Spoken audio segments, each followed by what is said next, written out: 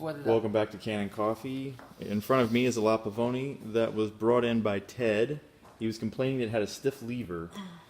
So we put a portafilter on it. We did a general tune-up on the entire thing. We lubed up the lever piston action, and we're ready to pull a shot. So Mark, if you would be so kind.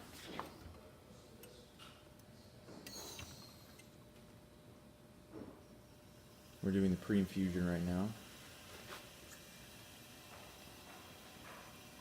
And like a lot of the La Pavonis, it requires a little bit of elbow grease to get this guy to pull a shot. The grind here in the shop is probably a little too fine for this machine, but as you can see, with some gentle pressure, the shot is going through just fine. Ted, thanks for bringing it in. If you like this video, please leave us a thumbs up and subscribe to the channel for more videos like this every day. Have a good one.